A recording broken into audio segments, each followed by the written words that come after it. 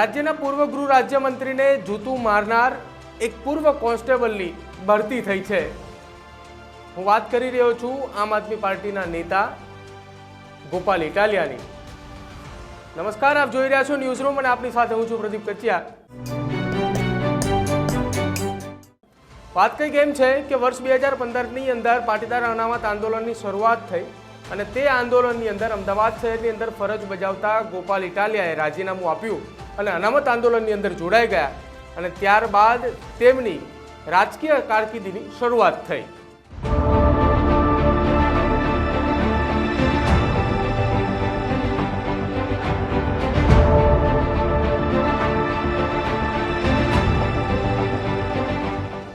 રાજકીય કારકિર્દીની શરૂઆતની સાથે ગોપાલ ઇટાલિયાએ વિધાનસભાની અંદર પૂર્વ ગૃહ રાજ્યમંત્રી પ્રદીપસિંહ જાડેજાને જૂતું પણ માર્યું હતું, પરંતુ હવે એ જ જૂતું મારનાર ગોપાલ ઇટાલિયાને 9 વર્ષ બાદ ફરી એક વખત પોલીસ વિભાગની અંદર બઢતી આપવામાં આવી છે।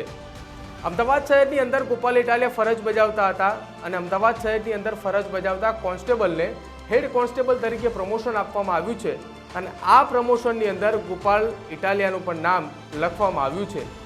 આ નામની અંદર બીજા અનેક નામો પણ લખવામાં આવ્યા છે કે જે ગોપાલ ઇટાલિયાની પહેલાં પણ ફરજની અંદર હાજર થયા હતા અને ગોપાલ ઇટાલિયા હાજર થયાની પછી પણ ફરજની અંદર હાજર થયા હતા। વર્ષ 2012ની અંદર ગોપાલ ઇટાલિયા અમદાવાદ શહેરની અંદર પોલીસ કોન્સ્ટેબલ તરીકે નોકરીએ લાગ્યા હતા। વર્ષ 2015 સુધી તેમણે નોકરી કરી।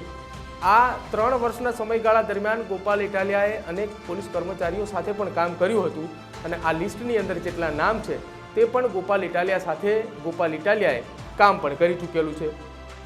હવે જોવાનું રહેશે કે ગૃહ વિભાગ દ્વારા જે પરિપત્ર બહાર પાડવામાં આવ્યો છે તે પરિપત્ર કયા કારણોસર બહાર પાડવામાં આવ્યો છે એની કેટલી ખરાઈ કરવામાં આવી છે, કેમ કે જે કોઈ પણ પોલીસ કોન્સ્ટેબલની બઢતી આપવામાં આવે છે તે તમામ પોલીસ કોન્સ્ટેબલની ખાતાકીય તપાસ પણ જે છે તે કરવામાં આવે છે કે આ પોલીસ કર્મચારી પર કોઈ પણ પ્રકારનો ગુનો દાખલ કરવામાં આવ્યો છે અથવા તો આ પોલીસ કર્મચારી કોઈ ગુનાહિત પ્રવૃત્તિ સાથે સંકળાયેલો હતો કે નહીં।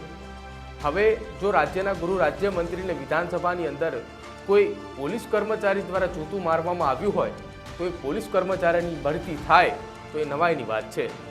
જોકે ગોપાલ ઇટાલિયાએ સોશિયલ મીડિયા ઉપર ટ્વીટ પણ કર્યું છે કે રાજ્યના ગૃહ રાજ્યમંત્રીએ મને બઢતી આપી એ બદલ હું એમનો આભાર માનું છું।